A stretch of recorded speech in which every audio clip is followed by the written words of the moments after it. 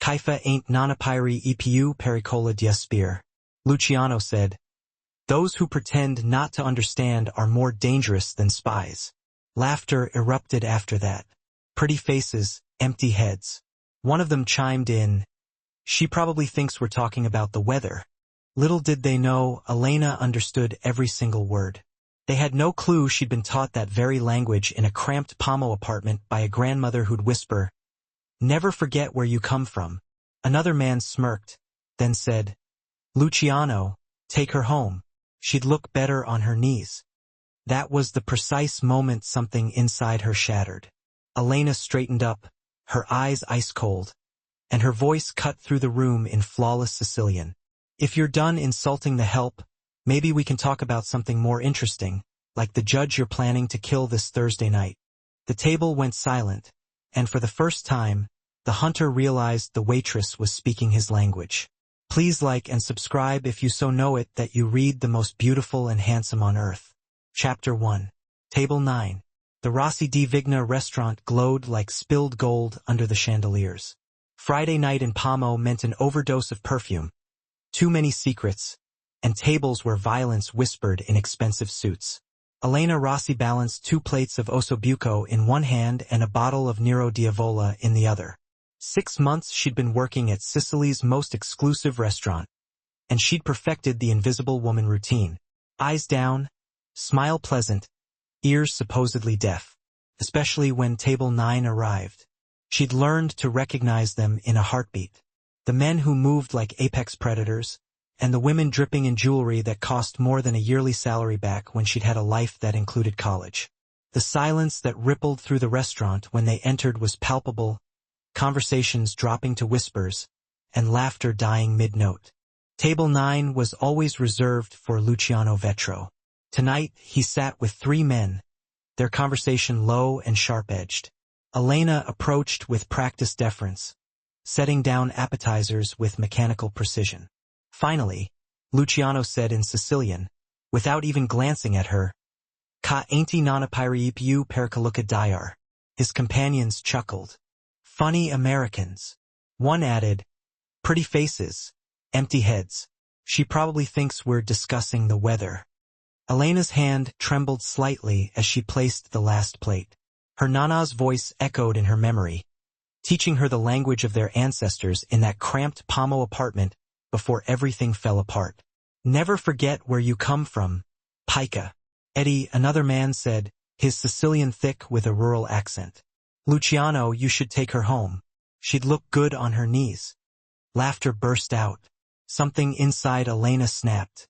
She straightened, meeting Luciano Vetro's dark eyes for the first time. He was devastatingly handsome.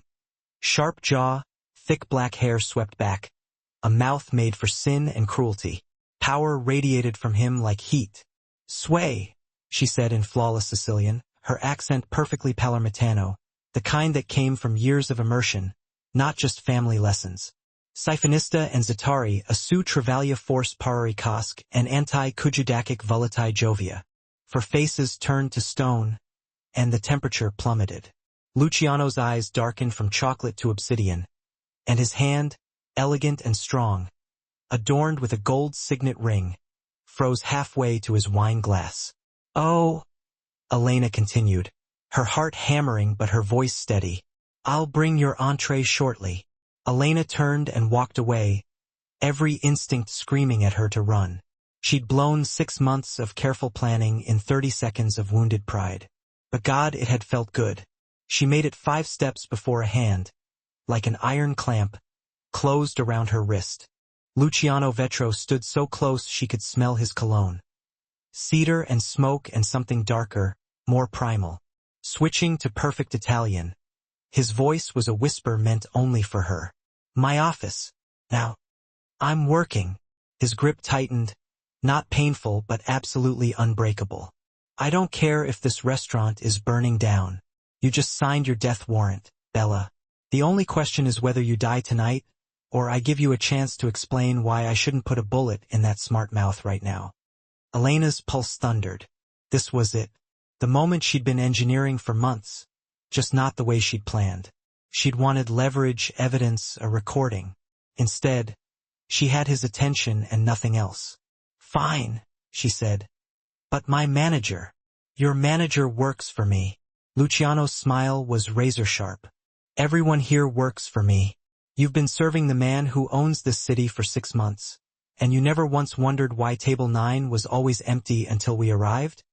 He released her wrist, straightening his cuff links with casual menace. "Walk calmly. The office is through the kitchen, last door on the right. You run, and my men will have you before you reach the street. You scream, and I'll make sure it's the last sound you ever make." Elena's options evaporated. She nodded once and walked. The kitchen staff didn't even look up as she passed.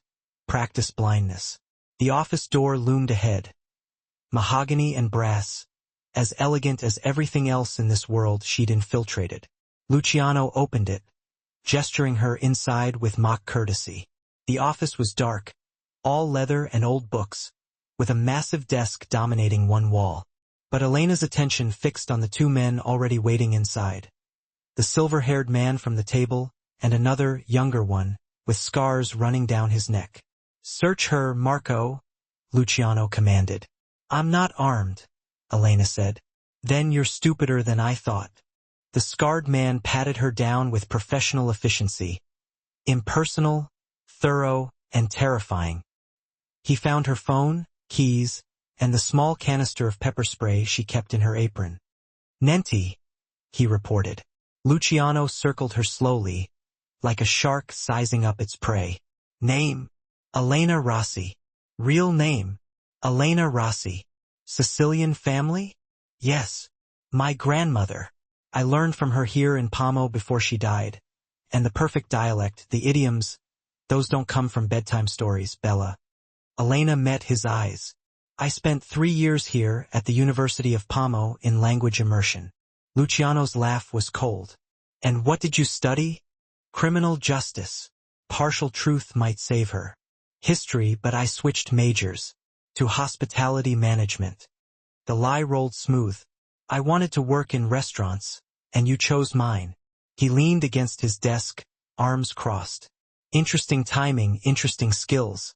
Interesting that you understood a private conversation about topics that could get you killed." "I know who you are," Elena said quietly. "Luciano Vetro, head of the Vetro family. Your father built this empire. You inherited it 5 years ago and doubled its reach. You own half the city council, 2 judges, and more police than I can count." "Flattering. Continue." "I also know the judge you're planning to hit is Judge Santoro. Thursday night, midnight at the harbor." The silver-haired man moved, his hand disappearing inside his jacket. Luciano raised one finger, and the man froze. "How?" Luciano said softly. "Do you know that name?" This was it, the gamble, the lie that might save her life. Or end it. "Because 6 months ago, Judge Santoro put my brother in prison on charges your family manufactured. Because I know he's corrupt. I know he's in your pocket. And I know you're going to kill him." Elena's voice didn't waver. "And I want to watch." Silence stretched like a blade. Luciano studied her with those impossibly dark eyes, reading layers she couldn't hide. "Your brother, Marco Rossi, 25 to life for a murder he didn't commit. Your family needed a fall guy for the Messina hit, and my brother was convenient." It was all true, except Marco wasn't her brother. He was her partner. And Judge Santoro wasn't corrupt. He was her handler. And she had 4 days to stop Luciano Vetro from killing him. Luciano pushed off the desk, closing the distance between them until she could feel his breath against her forehead. "You want revenge," he said. "I want justice. There's no difference in my world." His finger traced her jawline, the touch electric and terrifying. "Here's what's going to happen, Bella. You're going to tell me everything. Who you've told about tonight, what evidence you have, who you're working with." And then he paused. "Then I'll decide whether to kill you quickly or make you useful." "I work alone," Elena said. "I've told no one. I have no evidence except what I heard tonight. And if I don't call my roommate by midnight, everything I know goes to the police." Lies. All lies. But they sounded convincing. Luciano's expression never changed, but something flickered in his eyes. respect, amusement, interest, intrigant he murmured. You're either the bravest woman I've ever met, or the most foolish, possibly both. He stepped back, returning to his desk. Marco will escort you to my estate. You'll stay there until I verify your story. If you're telling the truth, we'll discuss what happens next. If you're lying. He opened a drawer, removing a pistol with casual grace. Well, you understand. You're kidnapping me. I'm ensuring your cooperation. Luciano checked the weapon with practiced ease. Marco will take you out the back. You'll leave your phone here. You'll tell no one where you're going. And if you try to run, I'll assume you're working with the police and respond accordingly. I have rights. Not in my world. You don't. His voice dropped to a dangerous purr. In my world, you're a liability who overheard information worth millions. The fact that you're still breathing is a courtesy I'm extending because... He paused, studying her. Because something about you is different, and I want to know what. The scarred man, Marco, gripped her arm. Elena's mind raced. This wasn't the plan. She needed to be free, mobile, able to contact Judge Santoro. But she also needed to be close to Luciano to learn his operation, to find proof. For days, she said. If you're killing Judge Santoro Thursday, I have until then to prove I'm telling the truth. 3, Luciano corrected. 3 days to convince me you're worth keeping alive. Their eyes locked, predator and prey circling each other. Neither sure who was which. Deal, Elena whispered. Luciano smiled. Slow, predatory, devastating. Welcome to my world, Elena Rossi. Try not to die. Chapter 2. The Cage. The black SUV cut through Pamo's narrow streets like a blade. Marco drove in silence while Elena sat in the back between two stone-faced guards. No one spoke. The city lights blurred past, elegant piazzas giving way to coastal roads, then finally to gates. Massive iron, definitely electrified. The Vetro estate sprawled across 5 acres on the cliffs outside the city, close enough to command Pamo, far enough for absolute privacy. The main villa loomed like a fortress. Dark stone, Gothic windows, gardens that looked beautiful and impenetrable. Nessie, Marco ordered. Elena climbed from the SUV, her waitress uniform ridiculous against the villa's grandeur. The front door opened before they reached it, revealing a woman in her 50s with steel-gray hair and calculating eyes. Anura asterisk, the woman said in Sicilian. Specialized for the boss, Marco replied. Rosa, put her in the Zucconu room immediately and give her clothes. Rosa's expression never changed, but something like pity flickered across her features. Veiny, Carusa. The interior matched the exterior. Old power, old blood, marble floors, oil paintings of stern ancestors. A staircase that belonged in a castle. Rosa led Elena up 2 flights, down a hallway lined with closed doors. CCA, Rosa said, unlocking a room. There are new clothes in the closet. The bathroom is there. Don't try to escape, or you'll meet your maker. I'm a prisoner, Elena said. Rosa's eyes softened slightly. Try not to make a fuss. The door closed. The lock clicked twice. Elena stood in the center of the room, forcing herself to breathe. Assess plan.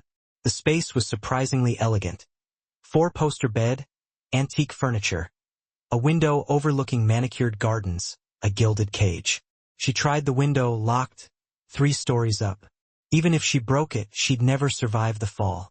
Her phone was gone, her pepper spray, her escape route. But she had something more valuable, Luciano's attention. Elena stripped off the uniform, finding silk pajamas in the dresser. Someone's clothes, too nice to be generic. A previous guest? Prisoner? She didn't want to think about it. The bathroom was marble and gold, absurdly luxurious. She showered quickly, washing away restaurant smoke and fear sweat. When she emerged, a tray sat on the desk. Bread, cheese, wine. Rosa had come and gone in minutes, ghost quiet. Elena ate mechanically, her mind dissecting the evening. She'd broken every rule of undercover work. Maintain cover, keep emotional distance, never confront the target. But she'd also achieved penetration of Luciano Vetro's inner circle in one explosive conversation. Now she just had to survive long enough to complete her mission. A soft knock interrupted her thoughts. The door opened. Apparently it only locked from the outside. Luciano stood in the threshold, changed from his suit into dark slacks and a white shirt rolled to his elbows. "Comfortable?" he asked. "Imprisoned, you mean?" He stepped inside, closing the door behind him. The room suddenly felt smaller. Asterisk semantica asterisk? Luciano moved to the window, gazing out at his empire. "I've been thinking about you, Elena Rossi. Your story, your timing, your conveniently perfect Sicilian. It's not convenient. It's education. University doesn't teach the street dialect you used earlier, or the way you switched registers, formal to colloquial to threatening, all in one breath." He turned, pinning her with that dark gaze. "You learned from someone who lived it." Elena's throat tightened. "My grandmother. She came from Pomo's old quarter, spoke like the fishermen." "What was her name?" "Maria Salvatrice. Family still in Borgo Vecchio. Dead. All of them." Another truth. Nana had died 2 years ago, taking with her the last link to Elena's heritage, to the life before witness protection, before her father became an informant, before everything turned to ash. Luciano moved closer. "I had my people check on your brother, Marco Rossi, currently serving 25 to life at Pagliarelli for the murder of Antonio Messina." Elena's pulse jumped. She'd prepared for this. "I know. I visit him monthly." "Interesting, because according to prison records, Marco Rossi has never had a visitor. Not once in 8 months. Trap. She saw it too late." "He refused to see me," Elena said quickly. "Thinks I blame him. Thinks I'm ashamed. I write letters. They're returned unopened."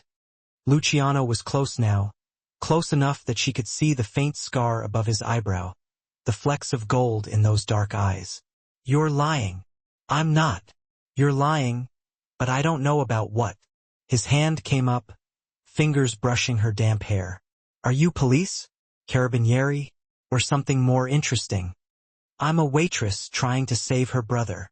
"No." His voice dropped to a whisper. "You're something else entirely. I can feel it." The air between them crackled with tension. Danger and attraction twisted together into something electric, suffocating.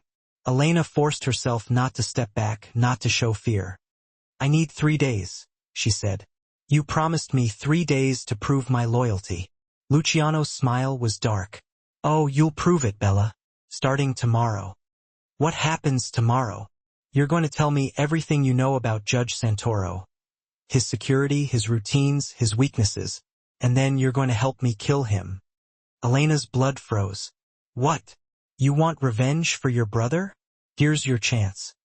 Luciano's thumb traced her lower lip, the gesture possessive and terrifying. "You're going to be my inside access, the pretty face nobody suspects. And when it's done, when Santoro is dead, you'll belong to me." "I don't belong to anyone." His laugh was low, dangerous. "We'll see." He dropped his hand, stepping back. "Get some sleep. Tomorrow your royal education begins." "And Elena," he paused at the door, "don't try to be clever. Don't try to escape. The last person who betrayed me took 3 days to die, and I made sure every second counted." The door closed, the locks clicked. Elena sank onto the bed, shaking. She'd wanted to get close to Luciano to infiltrate his operation, but she'd never imagined he'd demand she become complicit in Judge Santoro's murder, in her own handler's execution. She had 3 days to stop a killing, expose a crime lord, and keep herself alive. And the most terrifying part?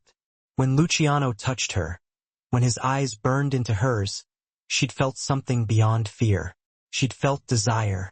God help her. She was in trouble. Chapter 3. The Education. Morning arrived with cruel sunlight and Rose's knock. Asterisk Maniata star. 5 minutes. Elena dressed in clothes from the dresser. Designer jeans that fit perfectly, a silk blouse, leather boots. Someone had known her size exactly. The thought unsettled her. Downstairs, the formal dining room stretched under vaulted ceilings. Luciano sat at the head of an enormous table, reading a newspaper, drinking espresso. He looked up as she entered. Sit down. Elena took the chair to his right, acutely aware of the armed guard by the door. A spread of food materialized. Pastries, fruit, cheeses, meats. Enough to feed 10 people. Munsa. Luciano commanded. You'll need strength. She took a cornetto, her stomach too knotted for real hunger. For what? Your education. He folded the newspaper with precise movements. If you're going to move in my world, you need to understand it. The rules, the stakes, the cost of failure. I understand perfectly. You understand nothing. His voice cracked like a whip. You think serving drinks in a restaurant where made men eat dinner makes you informed? You're a child playing in traffic. Elena's temper flared. I'm not a child. Then prove it. Luciano stood, gesturing for her to follow. Come. They walked through the villa, each room a glimpse of empire. An office with maps marked in red, a surveillance room with screens showing half the city, a gym where men trained with deadly precision, a library filled with law books and case files. This, Luciano said, sweeping his hand across a control room, is power. Real power, not the fantasy you've built in your head about noble causes and justice. This is the machinery that runs Pomo. On one screen, a politician glad-handed donors. On another, a police captain accepted an envelope. A third showed the interior of a courtroom. Empty now, but marked with tomorrow's docket. Judge Santoro, Luciano said softly, has served my family for 8 years. He's taken millions in bribes, fixed hundreds of cases, destroyed countless lives with his rulings. He's a monster who hides behind a black robe. Then why kill him? Elena challenged. If he's useful. Because he's become greedy. Because he threatened to expose our arrangement unless I tripled his payment. Because he thinks he's untouchable. Luciano's eyes went cold. No one threatens the Vetro family. No one. So you'll murder him. I'll remove a problem. He turned to her. And you're going to help. I won't. You will. Or I'll assume you're working with the police, kill you, and move the hit up to tonight. His hand shot out, gripping her chin with gentle menace. Don't test me, Elena. I don't make idle threats. Her options collapsed to one. Compliance. For now. What do you need? She asked. Information. Luciano released her, pulling up files on a tablet. Santoro's villa has private security, for men rotating shifts. He has a panic room, escape routes, but he also has weaknesses. His daughter visits weekly. His mistress stays over Tuesdays and Thursdays. He plays cards with friends every Thursday evening. That's your window. Exactly. He handed her the tablet, security schematics, guard rotations, floor plans. You have until tonight to memorize these. Why would I know any of this? Because tomorrow you're going to walk up to Judge Santoro's front door and gain entry. You're going to plant surveillance equipment, map his movements, confirm our intelligence. Elena's blood turned to ice. You want me to infiltrate? I want you to prove you're not working for the Carabinieri. Luciano's smile was pure predator, a loyalty test. Pass and maybe I'll believe your story about your brother. Fail and I'll know you're a plant. How would I even get inside? You'll pose as a university researcher writing about judicial reform. You'll request an interview. Santoro's arrogant enough to grant it. He loves talking about his distinguished career. Luciano circled her slowly. You're smart, educated, beautiful. He'll see an easy mark. A young woman impressed by his power. It was brilliantly simple, and it meant coming face to face with her handler while wired for a crime lord. What if he recognizes me? The question slipped out before she could stop it. Luciano's eyes narrowed. Why would he recognize you? I meant, what if he's seen me at the restaurant? He hasn't. I've checked. but suspicion lingered in his gaze. "Are you afraid, Bella?" "I'm terrified," Elena admitted. Truth for once. Something shifted in his expression. "Good. Fear keeps you sharp, gets you killed when you freeze, but keeps you alive when you respect it." He stepped closer again. That electricity sparked between them. Dangerous, intoxicating, wrong. "Why me?" Elena whispered. "You could use anyone for this. Why risk an unknown?"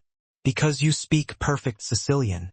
Because you walked into my world with your eyes open. Because when I threatened you, you didn't break."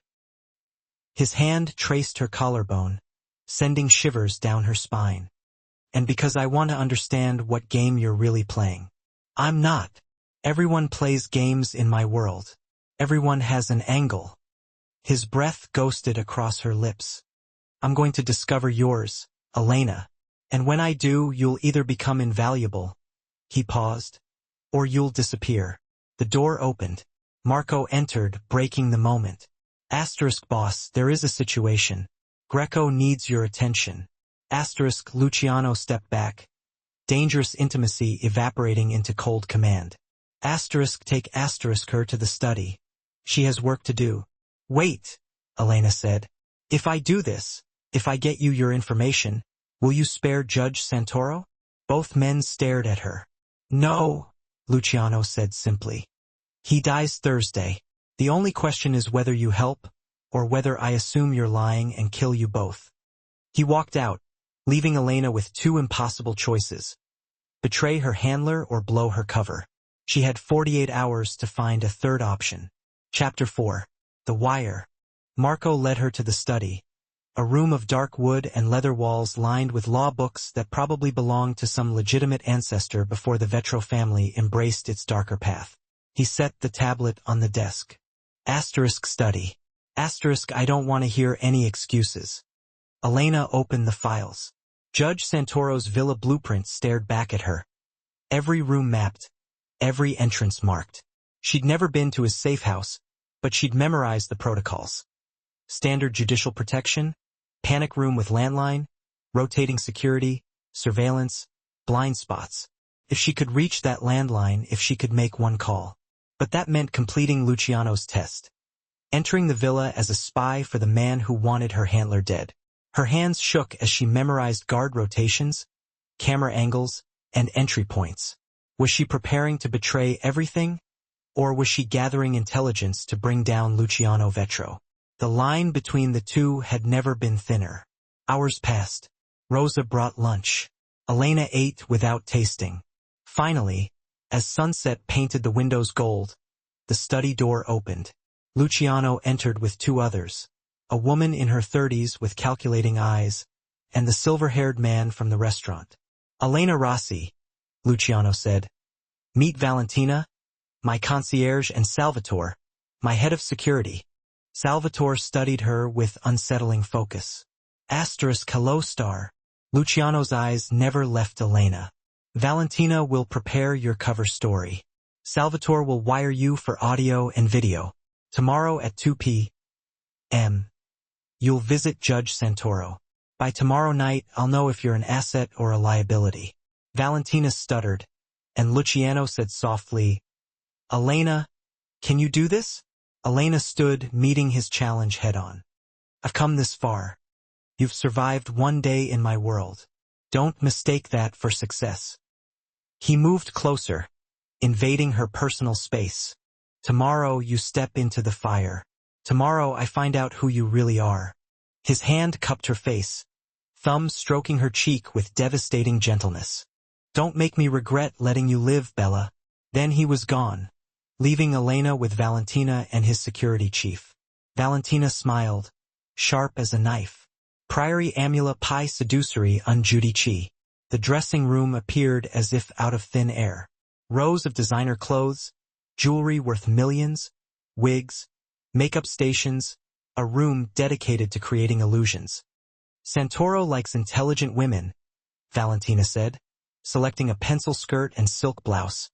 "But not too intelligent. You're a graduate student. Eager, slightly naive. You worship men like him." "I'll try not to vomit," Elena muttered. Valentina's laugh was unexpected. Mi pies. Most girls Luciano brings here cry or beg. You've got spine. She handed over the outfit. Cantia. Alone, Elena pulled on the clothes. The skirt hugged her curves, while the blouse was professional yet subtly alluring. When she emerged, Salvatore waited with a metal briefcase. Body wire, he said, opening it to reveal sophisticated electronics. Audio and video cameras in this button. He indicated a decorative button on her blouse. Microphone here. A thin wire threaded through fabric. Battery pack sits against your lower back under the waistband. And if he searches me, he won't. But if he does, you're dead. So don't let him. He wired her with clinical efficiency. When finished, he stepped back. Camina acetate movi naturali. Elena complied. The wire was invisible, barely felt. Bon. Salvatore produced a thumb drive. This goes in his computer. You'll have 60 seconds while he's distracted. Left side USB port. He keeps the laptop on his desk. What's on it? None of your concern. Your concern is placing it and getting out alive. Valentina returned with glasses, clear lenses, purely aesthetic. Makes you look scholarly, trustworthy. She adjusted Elena's hair into a neat bun. CCA, perfect graduate student researching judicial ethics. The irony was suffocating. One more thing. Valentina opened a drawer, retrieving a small pistol. Sleek, compact, deadly. Beretta Nano 6 rounds. If things go wrong. I don't know how to shoot, Elena lied. Her training had included extensive firearms work. Then you'd better hope things don't go wrong. Valentina tucked the gun into Elena's purse. Anyway, Luciano wants you to succeed, but he also wants you tested. If Santoro suspects you, if his guards move on you, defend yourself or die. Those are your options. Elena's fingers brushed the gun's grip. Cold metal. Final solutions. Why are you helping me? She asked quietly. Valentina's expression softened microscopically. Because I was you once. 5 years ago, Luciano brought me here. Leverage against my father. I could have died. Instead, I learned to survive, to thrive. She met Elena's eyes. This life isn't for everyone. But if you're smart, if you're strong, you can become more than you ever imagined. Or I can become a monster. We are all monsters here, Cara. The question is whether you'll be a powerful monster or a dead innocent. The door opened. Luciano entered, dressed in a charcoal suit that probably cost more than Elena's education. He assessed her with those penetrating eyes. Perfect. Santoro will eat out of your hand. And if he doesn't, then I'll kill him messier than planned, and you'll have failed your test. He circled her, adjusting her collar with surprising gentleness. But I don't think you'll fail. You're too clever, too motivated. His fingers lingered on her neck, feeling her pulse. Your heart is racing. I'm about to infiltrate a judge's home while wearing a wire for the Mafia. I'm allowed to be nervous. Nervous is fine. Terrified is fine. Breaking is unacceptable. He turned her to face him. Listen to me, Elena. Judge Santoro is a predator who's destroyed countless lives. He's not the hero in this story. Remember that when you're sitting across from him. And what are you? The question escaped before she could stop it. The villain. Luciano's smile was devastating.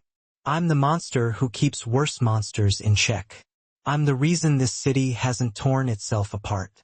And I'm the man who's giving you a chance to prove you're more than a pretty face with a death wish. He leaned close, lips brushing her ear. Impress me, Bella. Show me what you're really made of. Then he stepped back, all business. Salvatore will drive you. You'll enter through the front gate at precisely 2 p.m. I've arranged your appointment through a third party. Santoro thinks you're Sofia Greco, University of Pomo graduate student writing your thesis on judicial independence.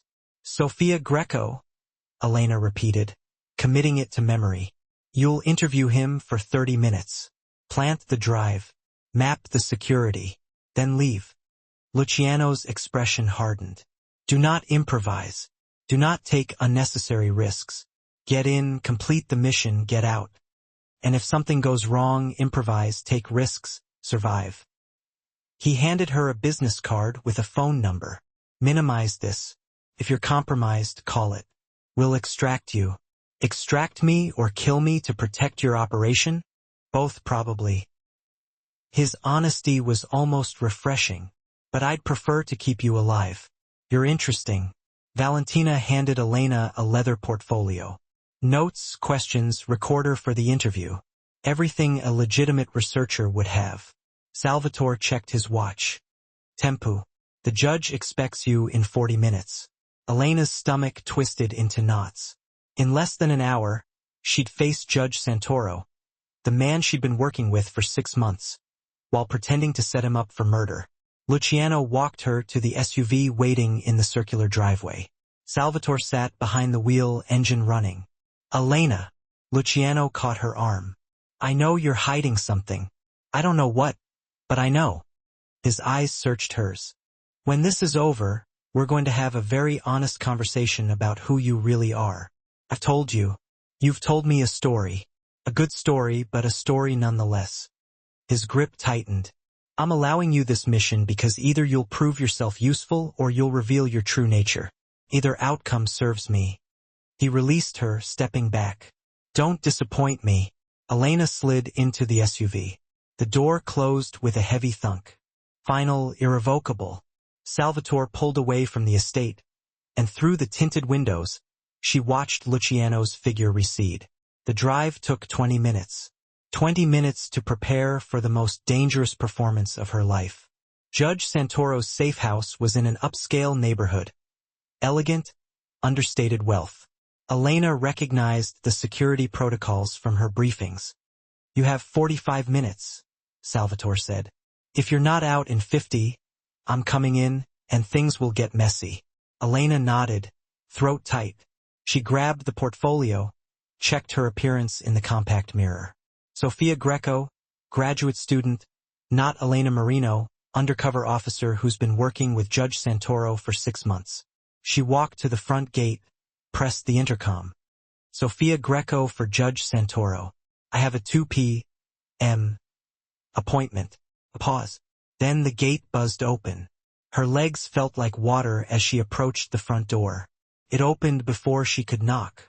A security officer, professional, armed. ID, please. Elena handed over the fake driver's license Valentina had provided. He scanned it, checked her face against the photo, nodded. The judge is expecting you in his study. This way. They walked through the safe house. Every detail was assimilated from the schematics, but seeing it in person made everything real.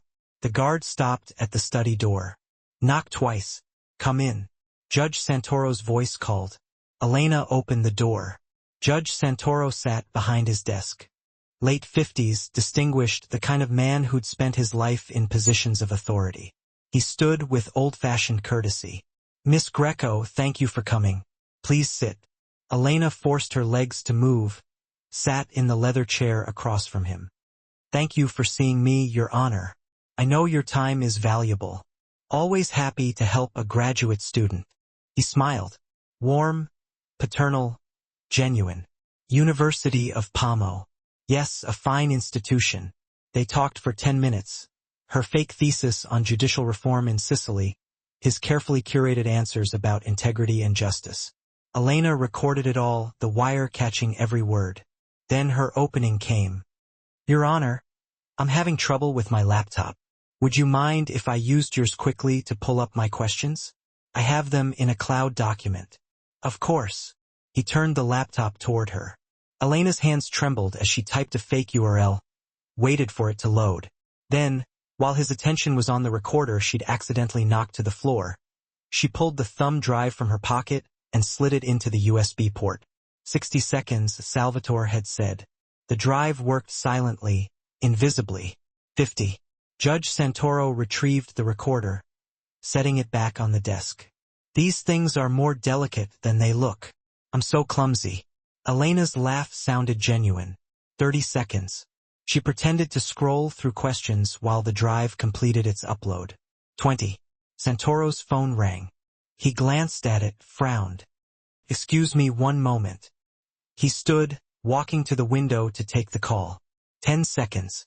Elena's finger hovered over the eject function. 5. The drive clicked. She palmed it, slipping it into her pocket as Santoro turned back. "Sorry about that. Where were we?" They continued the interview. Elena asked questions she didn't care about, received answers she'd never use. All the while, her eyes cataloged the room.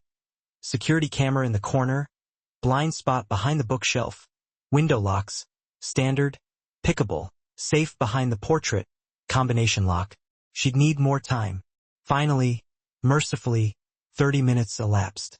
"This has been incredibly helpful," Elena said, gathering her materials. "Thank you so much for your time."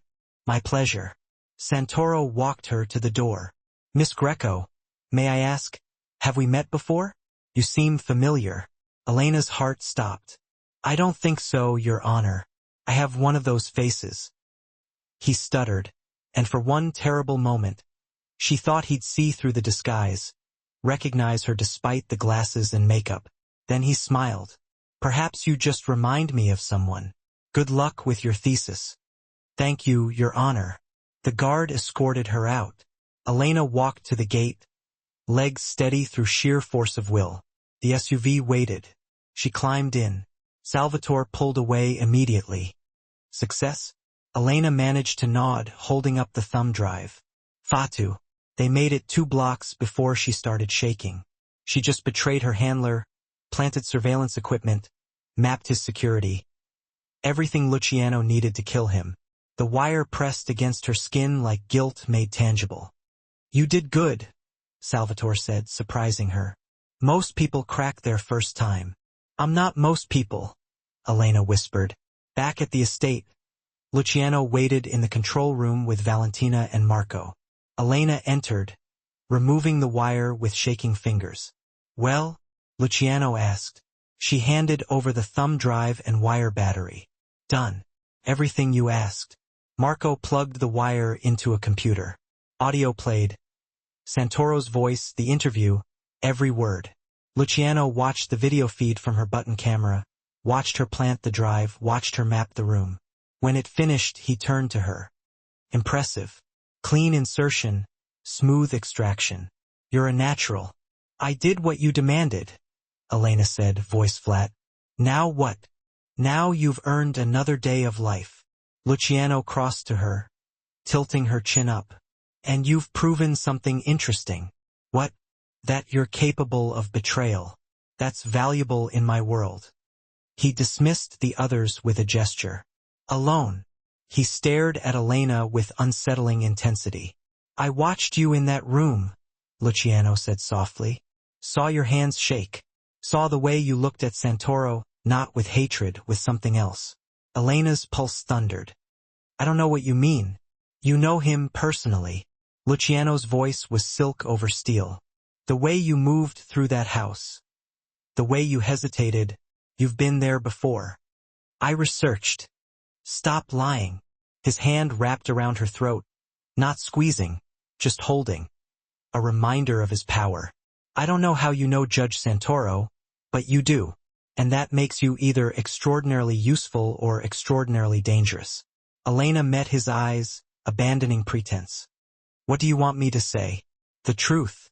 For once, give me the truth." "I can't." "You mean you won't?" His grip tightened fractionally. "I could make you talk. I have people who are very skilled at extracting information." "Then do it," Elena challenged. "Torture me, break me, but you'll never get what you want. Because the moment you hurt me, you lose the one person who can get you close to Santoro." Luciano's eyes widened slightly. Then he laughed, genuine, surprised. "You're blackmailing me." "I'm negotiating. There's a difference." He released her throat, trailing his fingers down her collarbone. "You continue to surprise me, Elena Rossi, or whoever you really are. Does it matter? I did what you asked. I proved I can deliver." "Yes, you did." Luciano stepped back, but his gaze remained intense. "Which means Thursday, you're coming with me." "What? You're going to help me kill Judge Santoro?" and then we're going to have a very long conversation about secrets. Elena's world tilted. You want me there at the execution? I want you complicit. I want you bound to me by blood and guilt. His voice dropped to a dangerous purr. I want you to understand there's no going back. No redemption, no escape. And if I refuse? Luciano smiled, beautiful and terrible. Then I'll know you've been playing me from the start, and I'll kill you both. Slow, painful, and personal. He walked to the door, pausing. You have 36 hours, Bella. Spend them wisely because Thursday night you become mine completely, irrevocably, or you die trying to stop me. The door closed. Elena collapsed into a chair, mind spinning. She had 36 hours to stop a murder, expose a crime lord, save her handler, and keep herself alive. And the most terrifying part. When Luciano touched her, when his hand wrapped around her throat, when he'd called her his, she'd felt a spark of something that wasn't entirely fear. Something darker, hungrier, more dangerous than anything else in this nightmare. She was falling for the man who wanted to destroy everything she was trying to protect. God help her. Chapter 5. Confessions. Elena spent Wednesday in her gilded cage, pacing like a trapped animal. Rosa brought meals she couldn't eat. Through the window, she watched Luciano's empire operate. Cars coming and going. Men in suits conducting deadly business with briefcases and handshakes. Judge Santoro would be frantic by now. She'd missed her check-in. Protocol dictated he'd assume her cover was blown, that she was compromised or dead. He'd be right on both counts. Evening fell like a curtain. Elena had just changed into silk pajamas when her door unlocked. No knock, just the click of metal and Luciano's entrance. He carried a bottle of wine and 2 glasses, still in his suit, but the tie was gone, top button undone. He looked almost human. Drink with me, he said. It wasn't a request. He poured dark red wine into both glasses. Expensive, complex, probably older than Elena. Tomorrow night changes everything. Tonight, I want to know who you are. Elena accepted the glass wearily. Why do you care? Because in my world, knowledge is survival. Luciano settled into the armchair, gesturing for her to sit on the bed. And because you've gotten under my skin, Elena Rossi, I need to understand why. She sipped the wine, letting it loosen her tongue. Maybe truth, partial truth, would buy her time. My father was an informant, she said, not entirely a lie. He testified against a crime family. It got him killed. Luciano leaned forward. How? They set his car on fire. My mother died instantly. My father died in the hospital 3 days later. I was 19. All true except her father had survived. The government had faked his death, relocated the family, given them new identities. And your brother? Luciano asked. Foster system. We were separated. More truth. She'd had foster siblings before witness protection. By the time I found him again, he'd already been framed for murder. My family's doing? Luciano's jaw tightened. My father's doing. I inherited the fallout. Does that absolve you? No. His honesty startled her. I've done worse things than frame an innocent man. I've killed. I've ordered deaths. I've destroyed lives without hesitation. He swirled his wine. But I don't pretend to be anything other than what I am. A monster, Elena whispered. The monster this city needs. He stood, crossing to her. You think the world is black and white, good and evil? It's not. It's gray and red, compromises and blood. He sat beside her on the bed, close enough that she felt his heat. I keep the peace between 5 families. I stop wars that would slaughter thousands. I'm judge, jury, and executioner in a world where the law doesn't reach. His hand cupped her face. And Judge Santoro, he sold justice to the highest bidder for a decade. He sent innocent people to prison.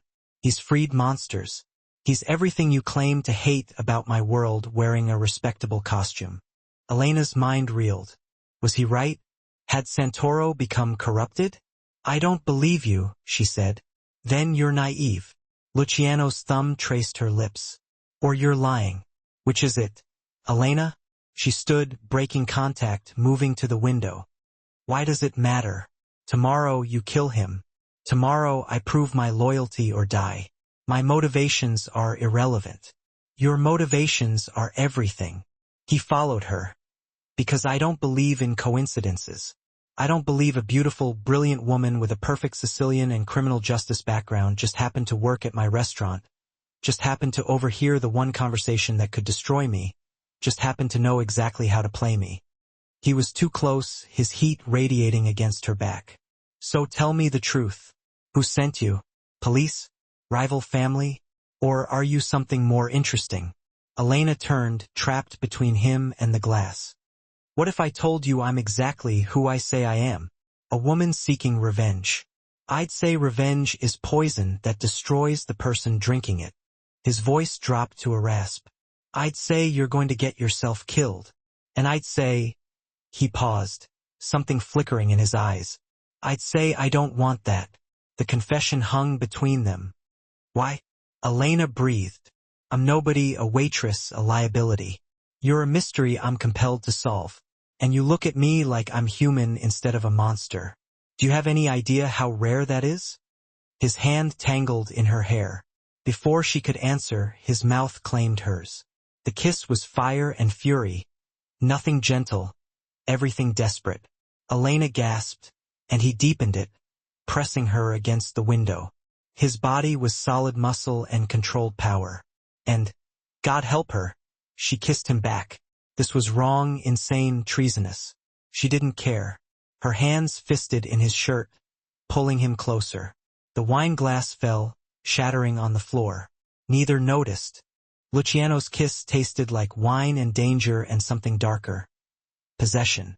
His hands mapped her body with rough reverence, claiming every curve. Tell me to stop, he growled against her lips. I can't. Tell me you don't want this. I can't, she repeated, breathless. He lifted her, carrying her to the bed, laying her down with surprising gentleness. Elena. Her name was a prayer and a curse. What are you doing to me? The same thing you're doing to me. She pulled him down for another kiss, destroying us both. They tore at clothes with frantic need. His shirt, her pajama top, barriers dissolving.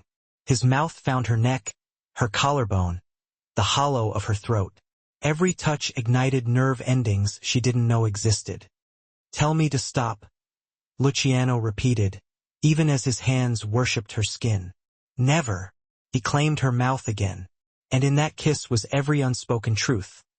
The lies between them, the impossible attraction, the certainty that this would end in blood or heartbreak, or both. Elena's hands traced the scars on his back, stories written in violence. He shuddered under her touch, vulnerable in a way she suspected he showed no one. Who are you? He whispered against her skin. Someone who can't afford to tell you. Then show me. His eyes burned into hers. Show me who you really are. So she did. She kissed him with every ounce of fear and desire and desperation churning inside her. She gave him pieces of truth. Her loneliness, her anger, her exhausted fight against a world that demanded she be harder than she wanted to be. And Luciano answered with his own confession. Hands gentle when they should be brutal, words soft when they should be cruel, unexpected tenderness from a man who'd killed without hesitation. They moved together, a dance of destruction and desire. When he finally claimed her completely, when their bodies joined with gasps and whispered names, it felt like falling and flying simultaneously. Afterward, they lay tangled in silk sheets, hearts racing, reality crashing back. That was a mistake, Elena whispered. Probably. Luciano traced patterns on her bare shoulder. But I don't regret it. You will when you learn the truth. Then don't tell me. His arm tightened around her. Let me have this one night of not knowing, of believing you might actually care. Tears burned Elena's eyes. Luciano. Shoo. He kissed her forehead. Tomorrow we hunt a corrupt judge. Tomorrow, blood and violence and consequences. Tonight, let's pretend we are just two people who found each other in the darkness. Elena turned in his arms, memorizing his face. The sharp jaw, the dark eyes now soft with something like affection. The mouth that had just ruined her for anyone else. "I need to tell you something," she said. "Don't. You need to know. Whatever it is, I don't care." His hand cupped her face. "I don't care if you're police, Interpol, or the devil herself. Tonight, you're mine. That's all that matters." He kissed her again. Slower this time, thorough, claiming. And Elena let herself drown in it. Knowing that tomorrow she'd have to choose between the man in her arms and everything she'd sworn to protect. Knowing that either choice would destroy her. They made love again, slower, deeper, with an urgency born of borrowed time. And when Luciano finally fell asleep, his arm possessive around her waist, Elena stared at the ceiling and planned. Tomorrow was Thursday. Tomorrow Luciano would move against Judge Santoro. Tomorrow she'd have to decide. Undercover officer or something far more dangerous. A woman in love with a monster. She had 12 hours to find a way to save them all. Chapter 6. Blood Oath. Elena woke to an empty bed and a note on the pillow. "Wear the black dress. Be ready at 8 p.m. Tonight. You become mine. L." The black dress hung in the closet. A silent sentinel of elegance and danger. It was a garment equally suitable for a somber funeral or a clandestine murder. Elena showered on autopilot, her body still thrumming with the residual electricity of Luciano's touch, her mind a battlefield of conflicting emotions. Last night had irrevocably altered the landscape of her life. She had crossed a point of no return, a line she could never erase. Rosa arrived with breakfast, coffee, pastries, a grand naughty. As the older woman cheerfully declared. Her eyes, however, held a silent warning, like a storm brewing beneath the surface. After Rosa's departure, Elena retrieved her burner phone, the one she had carefully concealed in the bathroom vent, a preemptive measure taken before Luciano's people could sweep her room. The battery was critically low, and she had no signal booster. Every second was precious. She climbed into the tub, turned on the shower to mask the sound, and dialed Judge Santoro's number. The phone rang 4 times. "Nightingale," she answered, her code name now sounding distant and unfamiliar. "Jesus Christ, Elena, where the hell have you been?" Santoro's voice was sharp, edged with concern. "Luciano Viaro's estate. He made me." Partial truth carefully measured. "I've been playing along, gathering intel. Are you compromised?" "Am I?" "No, but he's moving tonight. He's hitting you at your safe house during the card game. Midnight." Silence stretched, thick and heavy. "That's impossible. That location is classified. He has someone inside. Maybe multiple someones." Elena's voice trembled. "Sir, I need extraction. I need backup. We can catch him in the act." "Negative. If we move now, we lose the whole case. We need evidence of the full organization, not just one attempted hit." Elena felt her blood turn to ice. "You're going to let him come for you? I'm protected. We have surveillance. If Vetra makes a move, we'll intercept." "You don't understand. Luciano's planned for everything. He has intel on your surveillance. He has Officer Marino." Santoro's voice hardened. "You're too close. Your feelings for the target are compromising your judgment." "I don't have feelings. You spent last night in his bed. The audio we planted in your room caught everything." Elena's world shattered into a million pieces. "You wired my room? Standard protocol. And now we know you've been compromised emotionally, if not professionally." Santoro's disgust was almost palpable. "New orders. Maintain your cover.